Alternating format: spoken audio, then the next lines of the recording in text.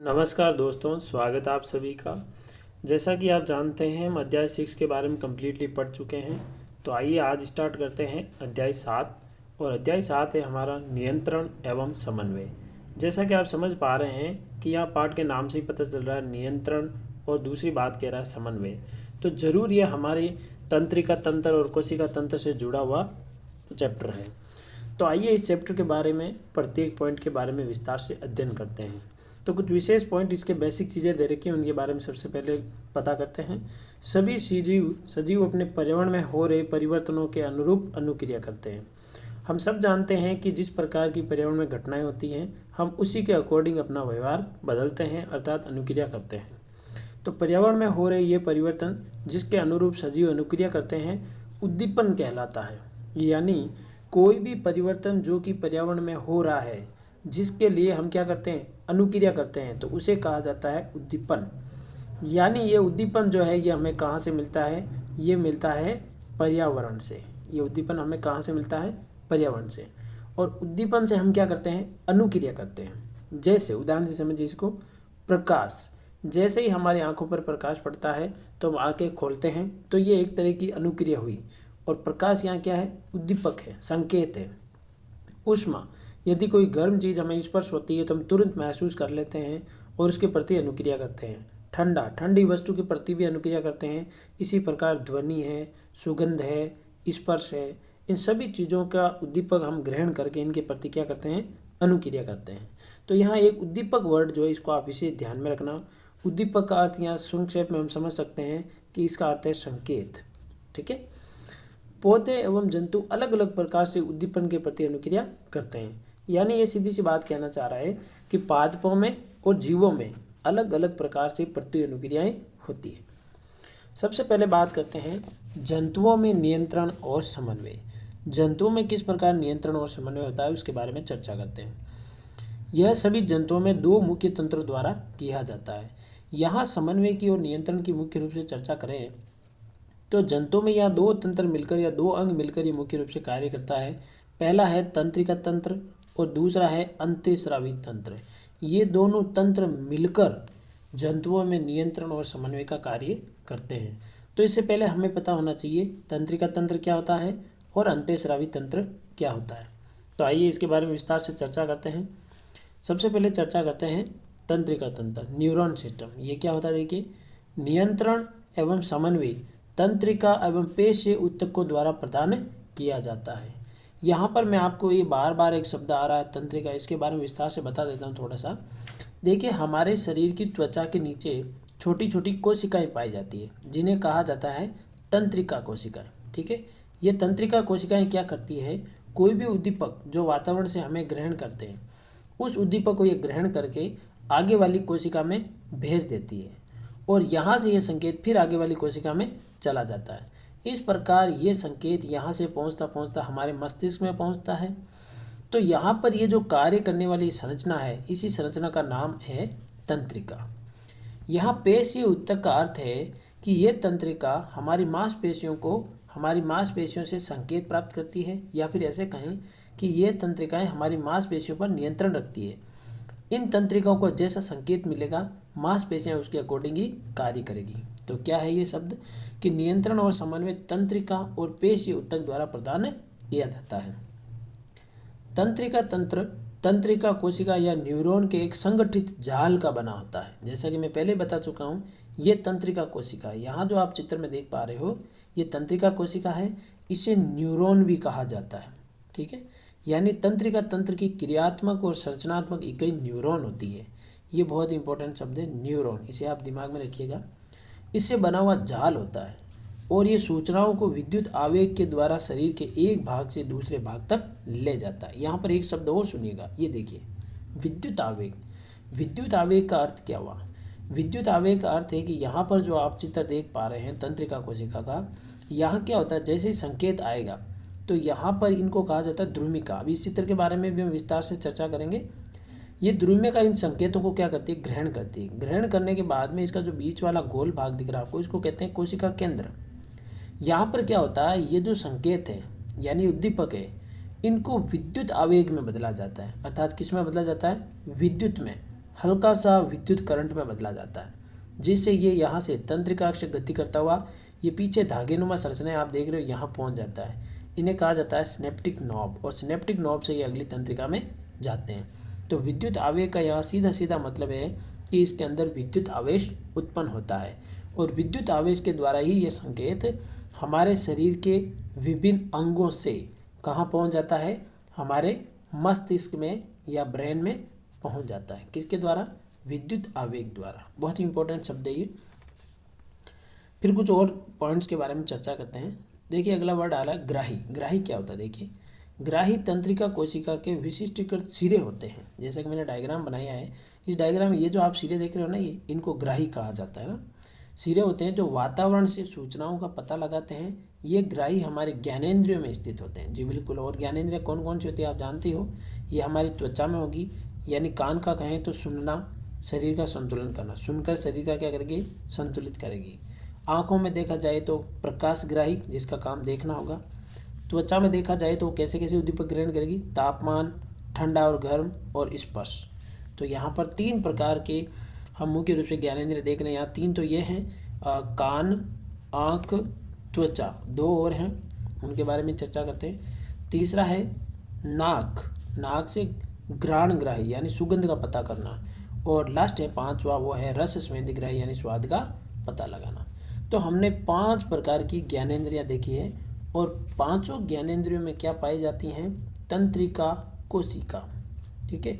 और ये तंत्रिका कोशिका का काम क्या होता है? उद्दीपक ग्रहण करना। क्या चीज़? उद्दीपक, यानी वातावरण से संकेतों को ग्रहण करना, जिससे हमारा शरीर उस क्रिया के प्रति अनुक्रिया करता है। ठीक है। तो 5 ज्ञानेंद्रिय मुख्य रूप से आप ध्यान रखेंगे। अब पढ़ते हैं हम कि ये तंत्रिका कोशिका क्या बला है। ठीक है। क्या इसकी विशेषता है, किस प्रकार ये हमारे शरीर में संकेतों को एक जगह से दूसरी जगह ले जाने का कार्य करती है, तो इसके बारे में चर्चा करते हैं। देखिए तंत्रिका कोशिका यानी इसे न्यूरॉन कहा जाता है। ठीक है। यह तंत्रिका तंत्र की संरचनात्मक और क्रियात्मक इकाई है। बहुत ही इंपॉर्टेंट लाइन, यहाँ से एक प्रश्न 1 नंबर का बहुत ही बढ़िया प्रश्न बन सकता है कि ये तंत्रिका तंत्र की, किसकी? तंत्रिका तंत्र की संरचनात्मक और क्रियात्मक इकाई है। जिस प्रकार हमें प्रश्न पूछा जाता है कि हमारे शरीर की संरचनात्मक और क्रियात्मक इकाई क्या है, तो हमारा जवाब होता है कोशिका। ठीक है। जिस प्रकार प्रश्न पूछा जाता है कि उत्सर्जन तंत्र की क्रियात्मक और संरचनात्मक इकाई क्या है, तो हमारा आंसर जो होता है वो होता है वृक्काणु या नेफ्रॉन। ठीक है। वृक्काणु या नेफ्रॉन। उसी प्रकार तंत्रिका तंत्र की संरचनात्मक और क्रियात्मक इकाई होती है, वो होती है न्यूरॉन यानी तंत्रिका कोशिका। तो ये तीनों चीज़ें आप विशेष ध्यान रखिएगा। अब हम पढ़ते हैं कोशिका की संरचना। तो जैसा कि आप कोशिका की संरचना में देख पा रहे हैं, इसे कहा जाता है ध्रुमिका। ये धागेनुमा संरचनाएं जो आपको दिख रही है पेड़ की शाखाओं की तरह, ये इन्हें ध्रुमिकाएं कहा जाता है। और इसका काम होता है संकेतों को ग्रहण करना। ठीक है। बाहर से वातावरण से जितने भी संकेत आते हैं उनको ध्रुमिका द्वारा ग्रहण किया जाता है। तो यहाँ पर ये वाले जो भाग आप देख रहे हो पेड़ की शाखाओं की तरह, ये ध्रुमिका है। ठीक है। दूसरी चीज़ यहाँ बीच में आप येलो कलर की एक आकृति देख रहे हो संरचना, इसे कहा जाता है केंद्रक। ये है तंत्रिका कोशिका का केंद्रक। और यहाँ है कोशिका काय यानी कोशिका की संरचना शरीर है, जहाँ पाए जाते हैं निसेल ग्रेन्यूल्स। ठीक है। आप ये भी यहाँ लिखा हुआ नहीं है, मैं बता देता हूँ आपको। ग्रेन्यूल्स, निसेल ग्रेन्यूल छोटे छोटे कण होते हैं जो कि विद्युत आवेग को, यानी ये संकेत जो होते हैं इनको विद्युत आवेग में बदलने का कार्य करता है। उसके बाद में ये तंत्रिका कोशिका का क्या है? अक्ष है, अक्ष। ठीक है। इसलिए इसे कहा जाता है तंत्रिकाक्ष। इसका नाम क्या है? तंत्रिकाक्ष। ठीक है। और यहाँ तंत्रिकाक्ष के अंत में आप देख रहे हो धागेनुमा सिरे निकले हुए हैं, ये देखिए इस प्रकार। और इन धागेनुमा सिराओं को कहा जाता है तंत्रिका का अंतिम सिरा, जिसे कहा जाता है सिनेप नॉब या सिनेप्टिक नॉब। इसे क्या कहा जाएगा? Synaptic knob. ठीक है। देखिए इस प्रकार होता है सिनेप्टिक नॉब। ठीक है। इस हिस्से को कहा जाता है सिनेप्टिक नॉब। इसका काम क्या होता है? यहाँ जो सिनेप्टिक नॉब वाला भाग जो होता है, मैं इसको यहाँ पर मिटाकर आपको पूरा अच्छे से वापस समझा देता हूँ। यहाँ सिनेप्टिक नॉब पर क्या होता है कि यहाँ पर जब ये संकेत पहुँचता है, यहाँ से गति करता हुआ जब यहाँ पर कोई संकेत पहुँचता है तो यहाँ पाया जाता है न्यूरोट्रांसमीटर। ठीक है, न्यूरोट्रांसमीटर नामक पदार्थ होता है। ये पदार्थ यहाँ पर आने वाले आवेग को और ज़्यादा शक्तिशाली बनाकर आगे वाली तंत्रिका कोशिका में भेजने का कार्य करता है। तो आप विशेष रूप से ध्यान रखें, प्रश्न पूछा जा सकता है सिनेप्टिक नोब क्या है, इसका प्रमुख कार्य क्या है। तो आप क्या कहेंगे, तंत्रिका कोशिका के अंतिम भाग पर धागेनुमा संरचनाएं पाई जाती है जिन्हें सिनेप्टिक नोब कहा जाता है, या इन्हें दो तंत्रिका कोशिकाओं का संधि स्थल भी कहा जाता है, जहां पर आने वाले विद्युत आवेगों को और ज़्यादा शक्तिशाली बनाकर आगे वाली तंत्रिका कोशिका में भेजा जाता है। आई होप तंत्रिका कोशिका आपको अच्छे से समझ में आ गया होगा और इसकी प्रत्येक अंगों के कार्य भी आपने समझ लिए। आगे की ओर चर्चा करते हैं। तो ये आगे हमारे पास में तंत्रिका कोशिका के प्रमुख भागों के कार्य। सबसे पहले द्रुमिका की बात करें तो एक कोशिका काय से निकलने वाली धागे जैसी संरचनाएं होती है जो सूचनाओं को प्राप्त करने का कार्य करती है। मैंने आपको इसके संपर्क में बता दिया है। दूसरा है कोशिका काय। ये प्राप्त की गई सूचनाओं को विद्युत आवेग के रूप में बदलती है और इसमें बदलने का कार्य कौन करते हैं, निसेल ग्रेन्यूल्स। फिर आता है तंत्रिकाक्ष जिसे एक्सॉन कहा जाता है। ये सूचना के विद्युत आवेग को कोशिका काय से दूसरी न्यूरॉन की द्रुमिका तक पहुंचाने का कार्य करता है। और यहीं पर आप एक एक्स्ट्रा चीज़ ध्यान रखेंगे, इसमें पाया जाता है न्यूरोट्रांसमीटर नामक पदार्थ पाया जाता है जो कि इस आवेग को और ज़्यादा शक्तिशाली बनाता है। अब हमारा अगला पॉइंट आता है सिनेप्टिक नोब। अभी मैंने बताया आपको सिनेप्टिक नोब क्या होता है, जिसे अंतर्ग्रथन कहा जाता है। ये क्या होता है, यह तंत्रिका के अंतिम सिरे और अगली तंत्रिका के द्रुमिका के मध्य का रिक्त स्थान होता है। इसीलिए मैंने आपको बताया था इसे संधि स्थल कहा जाता है। यहाँ विद्युत आवेग को रासायनिक संकेत में बदला जाता है जिससे ये आगे संचारित होते हैं। यहाँ से क्या किया जाता है, जो विद्युत आवेग आ रहा है उसको किस में बदल दिया जाता है, रासायनिक संकेत में बदल जाता है। और इसका काम कौन करता है, न्यूरोट्रांसमीटर कर देता है और इसको और ज़्यादा शक्तिशाली भी बना दिया जाता है। इसीलिए सिनेप्टिक नोब में क्या किया जाता है, संकेतों को और ज़्यादा शक्तिशाली बनाया जाता है। अब बात करते हैं प्रतिवर्ती क्रिया क्या होती है। तो प्रतिवर्ती क्रिया के बारे में जैसा आप समझ पा रहे होंगे, नाम से ही पता चल रहा है, प्रतिवर्ती क्रिया किसी उद्दीपक के प्रति तेज और अचानक की गई अनुक्रिया प्रतिवर्ती क्रिया कहलाती है। जिस प्रकार जैसे हमारे हाथ पर कोई अचानक से कोई सुई वगैरह कुछ चुभो दे तो अचानक अपना हाथ वहाँ से हट जाता है, तो हम क्या करते हैं, किसी उद्दीपक के प्रति तेज और अचानक क्या करते हैं, हम अनुक्रिया करते हैं और इसे क्या कहा जाता है, प्रतिक्रिया कहा जाता है। ठीक है, उदाहरण, गर्म वस्तु को छूने पर हाथ को पीछे हटा लेना, तो ये भी एक उदाहरण है प्रतिवर्ती क्रिया का। अब एक बहुत अच्छा फ्लो चार्ट है जिससे हमें समझ में आएगा कि प्रतिवर्ती क्रिया हमारे शरीर में किस प्रकार होती है। तो देखिए, सबसे पहले अगर मान के चलिए कि हमारा हाथ गर्म चीज़ पर रख गया तो यहाँ से क्या प्राप्त होगी, ऊष्मा। ऊष्मा को ग्रहण कौन करेगा, सबसे पहले त्वचा, क्योंकि त्वचा में क्या है, तंत्रिका कोशिका है। यहाँ से ये संकेत कहाँ जाएगा, मेरुरज्जु में जाएगा। देखिए, डायरेक्ट कभी मस्तिष्क में नहीं जाता है। मेरुरज्जु से यहाँ पर कार्य कर अंग या पेशी पर वापस क्या आता है, संकेत आता है। मेरुरज्जु से वापस संकेत आएगा किस पर, जो हाथ की मांसपेशियाँ वहाँ पर, और उस मांसपेशियों के सिकुड़न से क्या होगा, हाथ पीछे की ओर हटा लेंगे हम, जिससे हमारा हाथ जलने से बच जाएगा। तो यहाँ सिर्फ कार्य मेरुरज्जु पर आकर ही रुक जाता है, मस्तिष्क में जाने की आवश्यकता ही नहीं होती है। तो यहाँ से एक चीज़ पक्का हो गई कि प्रतिवर्ती क्रियाओं के लिए, प्रतिवर्ती जितनी भी क्रिया होती है उसके लिए जिम्मेदार कौन होता है, मेरुरज्जु होता है। ये आपको विशेष पॉइंट ध्यान रखना है। ठीक है भाई, मेरुरज्जु प्रतिवर्ती क्रिया के लिए जिम्मेदार होता है। चलिए आगे की ओर देखते हैं। अब ये अनुक्रिया कितने प्रकार की हो सकती है। देखिए, ये अनुक्रिया 3 प्रकार की हो सकती है। पहला, ऐच्छिक, तो अग्र मस्तिष्क द्वारा नियंत्रित की जाती है। ऐच्छिक का अर्थ क्या होता है कि ये अग्र मस्तिष्क द्वारा नियंत्रित की जाती है और ये हमारी इच्छा से काम होता है इसमें। जैसे बोलना, हम चाहें तो बोले, हम चाहें तो नहीं बोले। लिखना, दौड़ना, ठीक है, भागना, कूदना, ये सारे काम जो हम मन से करते हैं वो ऐच्छिक हो गए। दूसरी होती है अनैच्छिक, मध्य एवं पश्च मस्तिष्क द्वारा नियंत्रित की जाती है। ये क्रियाएं एक तो मध्य मस्तिष्क द्वारा और पश्च मस्तिष्क यानी सबसे लास्ट वाला मस्तिष्क, उसके द्वारा नियंत्रित की जाती है।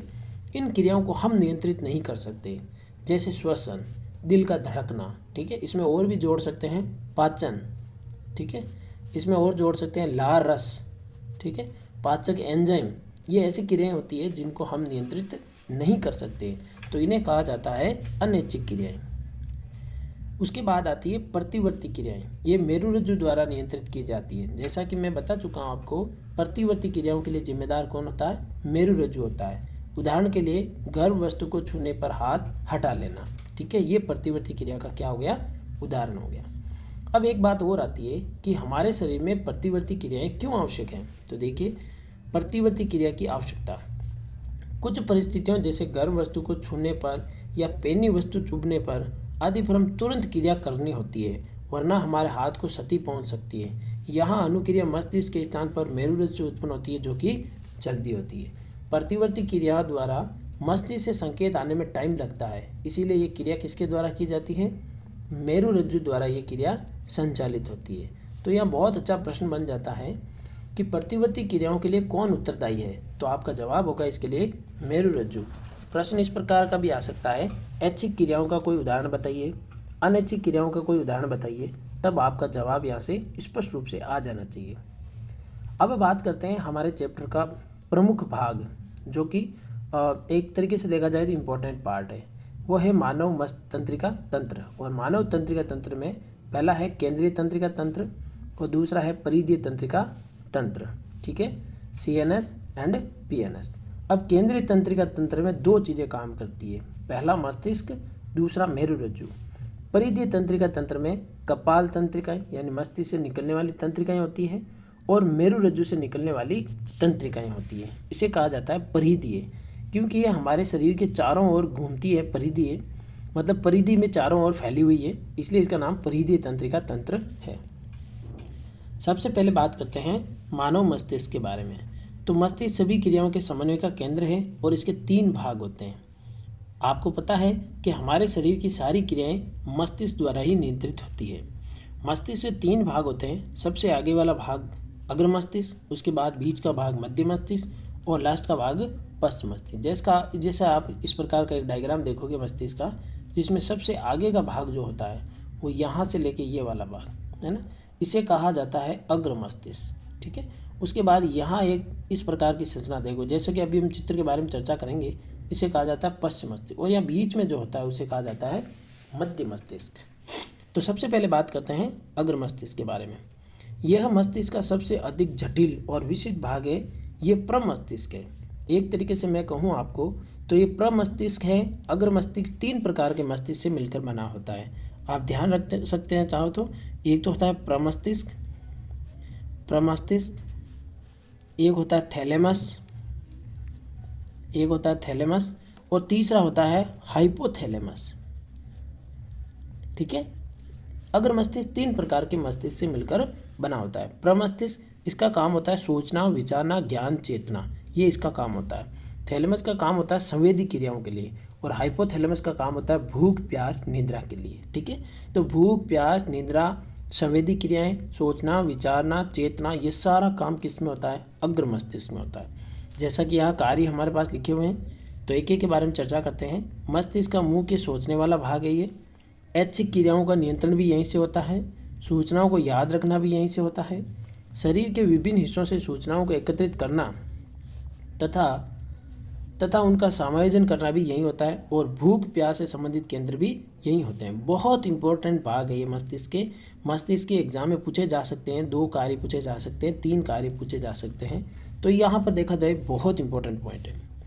फिर मध्य मस्तिष्क की बात करें तो ये अनैच्छिक क्रियाओं को नियंत्रित करता है जो हमारे बस की बात नहीं है, जैसे पुतली के आकार में परिवर्तन, सिर और गर्दन आदि की प्रतिक्रियाएं। पुतली क्या होती है? हमारी जो नेत्र होती है, नेत्र का जो लेंस होता है उसके सामने एक काली गोल संरचना दिखेगी, उसके बीच में एक छोटा सा छेद होता है। इस छेद को पुतली कहा जाता है, ठीक है, जहाँ से प्रकाश प्रवेश करता है। तो इसको छोटा और बड़ा करने का कार्य किसका होता है?